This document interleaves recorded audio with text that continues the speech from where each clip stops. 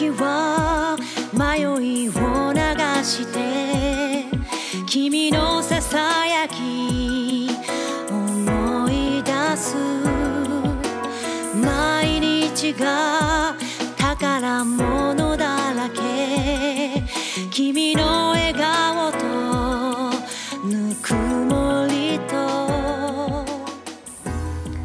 こんにちは。明治学院大学の服部です。今日はですね、自立型地域を目指しての第5回目ということで、地域におけるエネルギーの自立というテーマに関してですね、いろいろ考えていきたいと思っております。で、3月11日のですね、大震災、そしてその後に起きた福島第一原発の事故でですね、この原発事故が起きてですね、その後東京を含めてですね、原発周辺の地域で大規模な計画停電が起きて、で社会的にもですね大きな混乱が生じたということは皆様の記憶にもまだ新しいかと思います。でこの原発の事故が起きたことでですね、原発が立地している地域において事故が起きると大変大きな被害が生じるということとですね、やはりこの原発という危険なですね、危険性が高いこういうですねエネルギー源に果たして依存していくことが本当にいいのかということに関してですね疑問を抱いた方も多いと思います。で、今回の自立型地域を目指してというのはですね、地域の問題をいろいろな側面から検証させていただいているんですけど、特にこのエネルギーに関してですね、もうちょっと地域がですね自律的にそのエネルギーシステムをどうするかということをですね考えたりする必要性があるということをですね、今回の原発の事故っていうのは我々に気づかさせてくれたのではないかなというふうに考えております。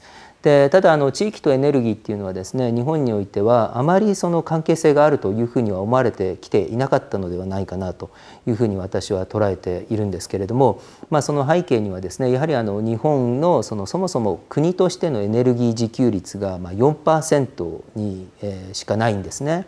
でこういう中でですね、96% のエネルギーをですね、他国から輸入している、他国に依存しているという状況ではですね、地域におけるエネルギーの自立みたいなことをですね考える余地もあまりなかったのではないかなというふうに思います。しかし一方でですね、ヨーロッパの方に目を向けますと、ヨーロッパでは100% リージョンというですねエネルギーを自立する持続型のシステムを模索しているんですね。でこれはやはり地域においてもですねエネルギーを他地域に依存しないでですね自分たちが使うエネルギーはもう極力自分たちで作ると、自分たちで生産するというような考え方なんです。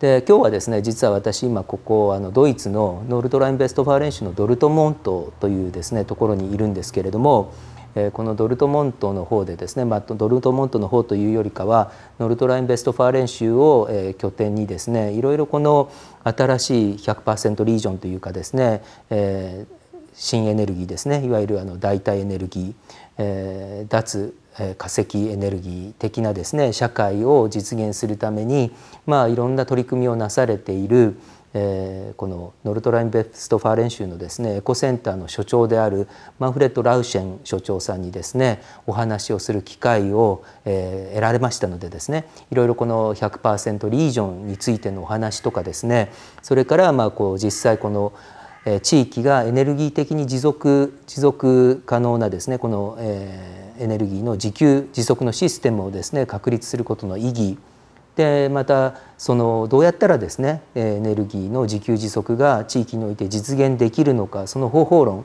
で、さらにはですねそれを実践する上で克服すべき課題みたいなことに関してですねお話を伺いたいというふうに考えております。で今日はですねラウシェン所長さんどうも、お忙しい中お時間をいただきましてありがとうございます。でいろいろ今日はですねお話を聞かさせていただきたいと思いますけれども、まず最初にこのビデオを見ていただいている方にですね、ラウシェン所長さんがどういうことを今までやられてきたのか、説明していただきたいと思いますので、よろしくお願いいたします。はい、こんにちは。ドイツのエコセンターの代表取締役のラウシェンと申します。どうぞよろしくお願いします。So can you please explain what you have been doing? What is your work? What does your institute or company does? Yeah, can you explain? Mainly we are specialized on building, on environmentally friendly building, on energy efficient building. In Europe, in Germany, 40% of the use of energy is for heating and cooling, for using buildings, and there are chances to reduce significantly the demand of energy for these buildings, and we are specialized to reduce it. We are especially qualifying craftsmen, architects, planners to be able to perform in this field, and we are also planning ourselves. We want to show how energy efficient building can be designed. Okay, very good. And we are very interested in 100% region concept in Europe, especially in Germany. So can you explain about this 100% region concept? It is there are different kind of examples in Europe. We have them in Austria, in northern Italy, in Spain, in the southern France. There are several areas, regions, small villages, but even industrial regions in Germany who perform to become 100% regions. So there is some experience with these projects, and even they are from different climate areas in Europe. Even they are with different circumstances. They have quite a lot in common, and maybe we can look about what is a typical for the approach to become a 100% region. Okay, so what is 100% region? Yeah, it means first of all we have renewable sources for energy, and it should come to maybe 100%, even more. It's possible. We have a region with 111 as a goal. They even want to export their energy to other neighbor regions. That's possible, but it's more than just rise the amount, the share of renewable energies in electric power. It also means we have to reduce the consumption in the area, and there are a lot of efforts, especially in a joint approach. It's necessary to talk about a process which includes the people living in the region, the companies, the banks, the craftsmen, even organizations for natural conservation, and maybe the church. They are together in these areas to talk about how to become a 100% region. Okay, but 100% region, can you generate this energy from atomic power plants, nuclear power plant, or it's only renewable energy source? Yeah, it is only renewable energy source. Okay. In some regions, some small villages are already 100% region right now. Other regions have the goal to become maybe in 2030 or later 100% region. But it is the way to increase the share of renewable energy, and it's also a process to combine the demand and the supply in the energies, and to become more energy efficient. It's not only building wind power and solar energy powers. In a specific region to increase the amount of renewables, and it's also the idea to become in a long term a stable situation in the power supply, even with regenerative energies. That's a problem, especially with the wind. The wind is not constant blowing, so the energy is is more or less, and in a wind-rich time, we have already 50 or 60% of the electric power generated by wind in Germany. But in other, during low wind times, we need other kinds of renewables to support the net, the grids during this time. So there are. It's more than just to rise the share of renewable energies. Okay.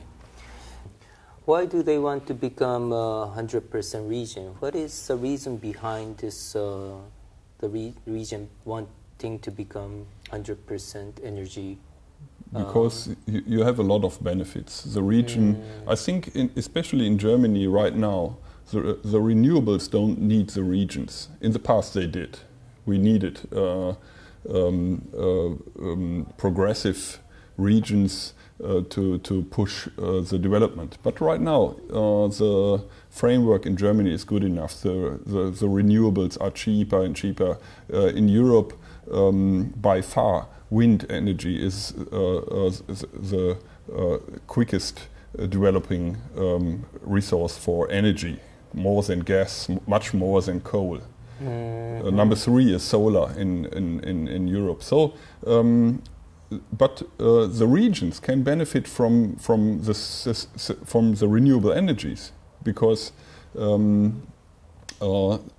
can create jobs in the area. If you look at maybe gas or oil power plant, you buy a lot of gas from Siberia or oil from Arabia, and 90% of the money is gone. So so the added value with renewable energies, with a biomass craft power plant, is much higher, maybe 90%.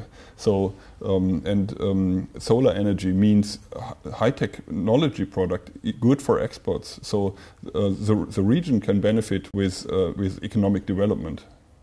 And if you look at Germany in the whole, we already created almost 300,000 new jobs in the field of renewables, and this now is a very important economic factor for Germany as a whole, and for the export-oriented Germany. We have a lot of efforts to export windmills and solar panels to all over the world, China, India, to future markets, and so it's also the region who supports this development who can benefit from this economic factor. Okay.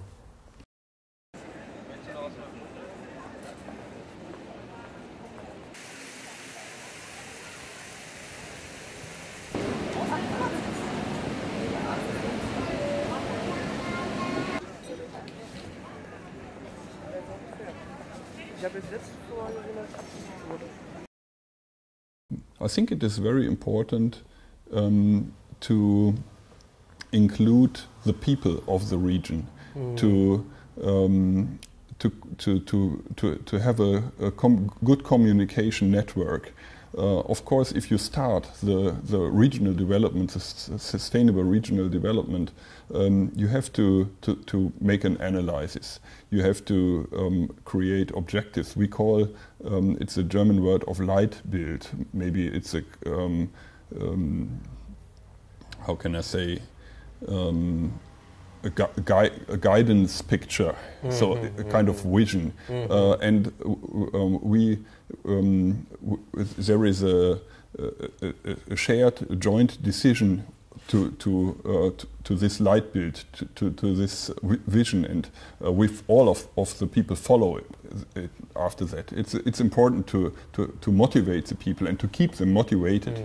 If you look at wind energy, we have an opposition against them. Not all Germans like them. They are more than 100 meters high. You can see them from far away. So the people have to accept it. They have to have a maybe friendly, affirmative position to this, and it's much easier if you cooperate to communicate and decide together how many of them you will have in your area. It's the same with solar energy. We have a lot of building monuments in Germany. So solar energy on the roof of this building is not everyone's taste. So we have to think about the positive and negative points of renewables, and you can increase the acceptance. And that makes it much easier to promote, to push this kind of energy.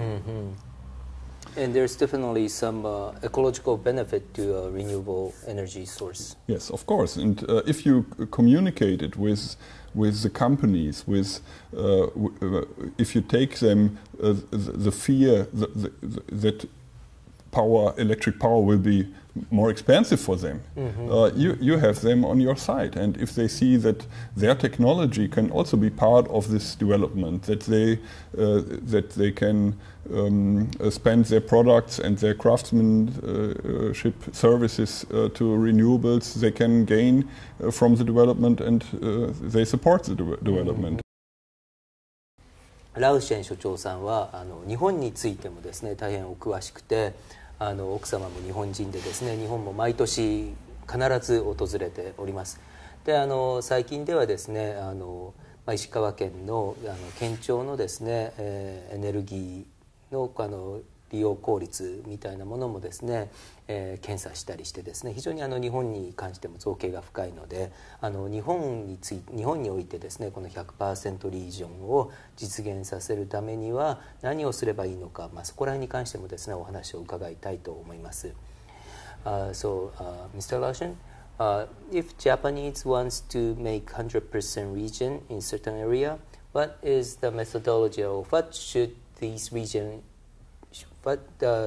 region do in terms of making this 100% region in terms of energy? I think right now it's maybe a good momentum to start this kind of strategy, because I think the most Japanese right now want to change something, to become more regenerative energies, to support this kind of sustainable development. And the first step always is to ask the different kind of stakeholders, the people and the stakeholders, to invite them to this kind of discussion, to this kind of progress. And of course, first of all, you analyze the specific situation.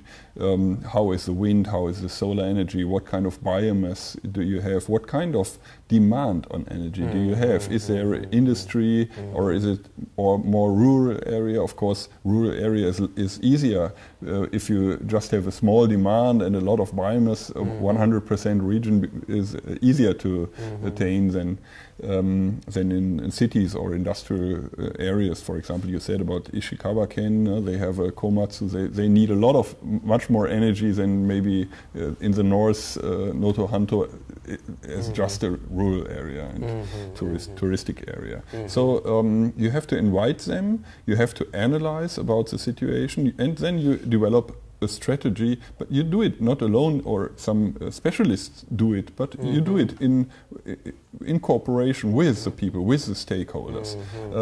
And we talked about this light build, this vision, this you write down what you will attain for the next maybe 10 years. What is your goal? What is your objective? And maybe it is something like not only renewable energies.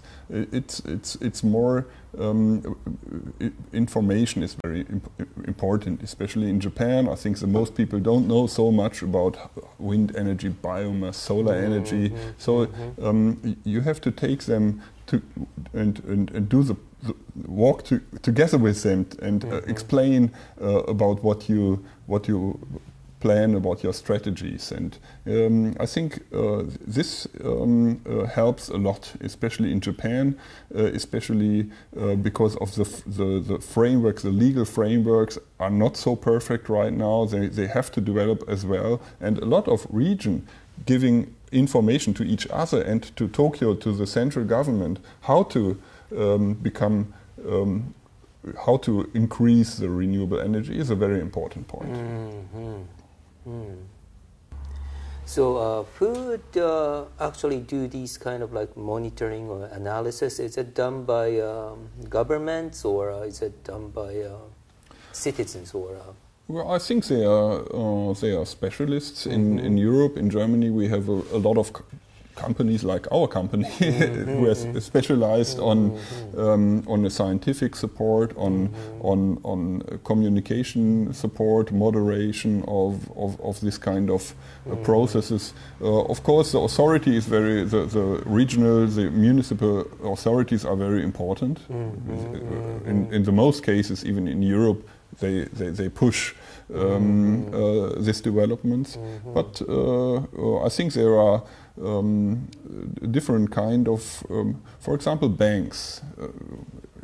In the first, you will think, why do we need banks? But renewable energies means investment in solar energy, investment in expensive wind parks or biomass plants, and it is one element of sustainable regional development, to even think about efficient financing of this kind of project. So you need banks, or maybe you need you can raise the money from the people for building windmills and biomass. And we are back to the benefits. The money will remain in the region, will remain in the flow back to the people. So that's another point for rising acceptance and motivation. What has been the role of central government in Berlin? Do they play some big role, important role in terms of progressing this renewable energy, or also the 100% region concept, or it's more to the local? Both is very important. Both was very important. We have a more than 20 years development in increasing the regenerative energies. We're up to 20% right now, and of course the sustainable, the renewable energy law in Germany is a vital point for this development. The feed-in law, the feed-in system to pay for the private investors in wind generations, in biomass, in solar energy. Of course, this legal framework is very important. It's more than just this renewable energy law. It's the liberalization of the electric supplying system in Germany as well. We have companies specialized on renewable energies to sell them directly to the customers, and this kind of development is made by the central government. It's very important. Okay. Today, wind energy is by far the cheapest way to produce energy in Europe, and so wind energy, gas is the last fossil energy source which is still increasing. The third is the solar energy right now in Europe with the highest amount of new power plants. So even solar, we expect them to be, we talk about this a grid parity. The grid parity means the situation when solar energy is as cheap as the customer's price for energy. The customers, maybe households, private households. And we are very close. We expect this situation, this grid parity for solar energy in the next 1 or 2 years. And so it's and this cheaper will, than atomic energy. yeah, much more. Of course, everything is cheaper than atomic energy, but it's even cheaper than coal and gas. And right now, the big countries in Germany decided not to invest anymore in coal power plants, but in renewable energy. So this is another quality in the development of the renewable energies.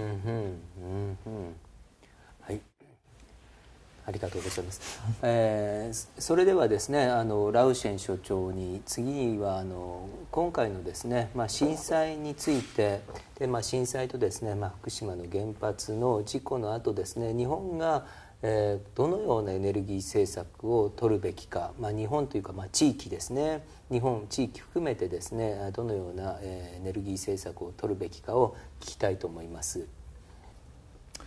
I think there are a lot of possibilities to increase wind energy in Japan, solar energy, of course. Compared to Europe, compared to Germany, especially, Japan is much brighter, much more solar energy. So it's much more efficient to build them on the Japanese houses than on German houses.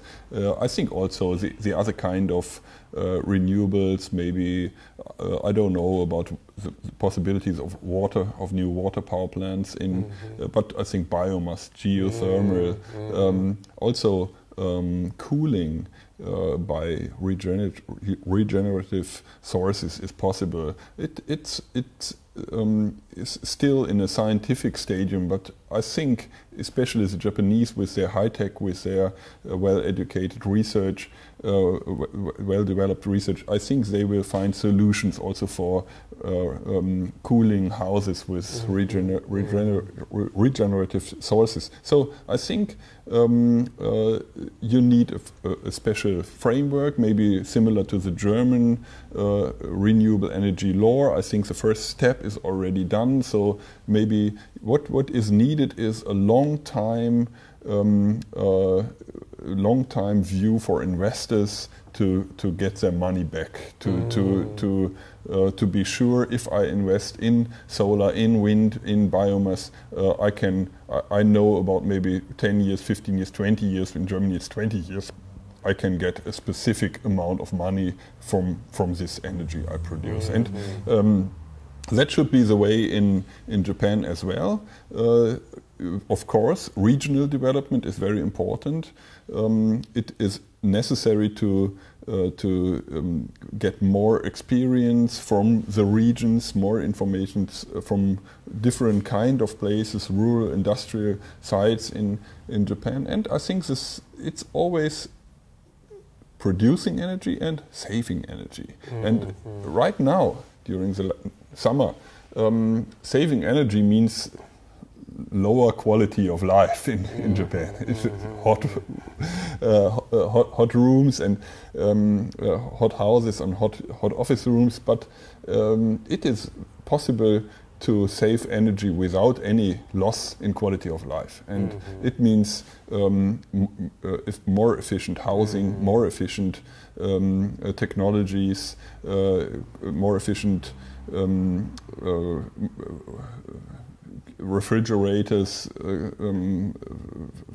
televisions, laptop, all this kind of electric devices can be more energy efficient. And I think this is the second development you should take. And I think it's in Japan right now it's a problem of the awareness. This is increasing right now, so you need more information, more knowledge about it. So in 2 or 3 years, in the case of energy efficiency, in the case of saving energy, Japan will be different from today, I'm sure. それでは今日はですね、ノルトラインベストファー練習のエコセンターのですね、マンフレッド・ラウシェン所長にいろいろお話を伺いました。地域においてですね、エネルギーで自立するというのはですね、最初の方でも話しましたように、国のですねエネルギー自給率が 4% のような状況下ではですね、なかなか想像することも難しいと思ったりしますけれども、ドイツをはじめとしたヨーロッパではですね、国のエネルギー自給率だけではなくて地域単位でですね、エネルギーの自給、そのエネルギーもですね、再生可能エネルギーだけで自給をしようという試みをしているということでですね、我々この震災そして原発の事故の後のですね、日本人にとっては非常に明るい希望が描けるようなお話がいただけたのではないかなと思います。それではですね、最後にこのラウシェン所長さんの方からですね、この今動画を見ていただいている方にメッセージをいただきたいと思いますので、ちょっとラウシェン所長さんにですねお言葉をいただきたいと思います。それではラウシェン所長さん、よろしくお願いします。Ich glaube, das Erdbeben und der Tsunami und die darauffolgende Atomkatastrophe in Fukushima war ein großes Desaster, was uns auch in Deutschland sehr erschüttert hat. Ich glaube aber, dass daraus auch eine Chance erwachsen kann für Japan, die Gesellschaft umzugestalten und den Weg zu finden für mehr Energieeffizienz, für nachhaltige Energiekonzepte auf der Basis von erneuerbaren Energien. Und ich drücke die Daumen, dass das japanische Volk diesen Weg jetzt mit Inbrunst geht. どうもありがとうございます。